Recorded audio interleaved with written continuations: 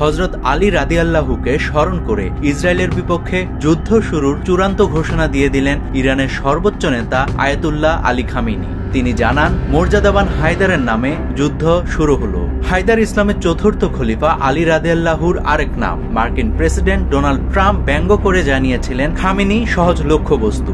এই হুমকিতে ভয়ে কুঁকড়ে না গিয়ে উল্টো যুদ্ধ শুরুর ঘোষণা দিল ইরান। খামেনি জানান, ইরান কখনোই দখলদার ইসরায়েলের সঙ্গে আপোষ করতে পারে না। ইহুদি দেশটির বর্তমান শাসন ব্যবস্থার বিরুদ্ধে কঠোর জবাব দেওয়ার ঘোষণা দিয়েছেন তিনি। ইরানের এই সর্বোচ্চ নেতা আরও জানান, জৈনবাদী ইসরায়েলকে কোনো দয়া দেখানো হবে না। সামাজিক যোগাযোগ মাধ্যম এক্সে দেওয়া এক পোস্টে তিনি এই মন্তব্য করেন।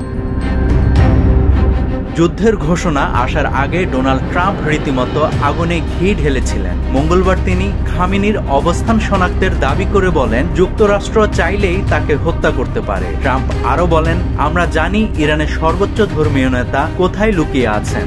ইরানের নিঃশর্ত আত্মসমর্পণ দাবি করে সামাজিক যোগাযোগ মাধ্যম ট্রুথ সোশ্যালে পোস্ট করেন ট্রাম্প। প্রেসিডেন্ট ট্রাম্প আরও বলেছেন, আমরা চাই না বেসামরিক নাগরিক বা আমেরিকান সেনাদের উপর ক্ষেপণাস্ত্র নিক্ষেপ হোক। আমাদের ধৈর্য ক্রমশ হ্রাস পাচ্ছে। বলে রাখা ভালো, ইরানের আকাশসীমা আমাদেরই নিয়ন্ত্রণে।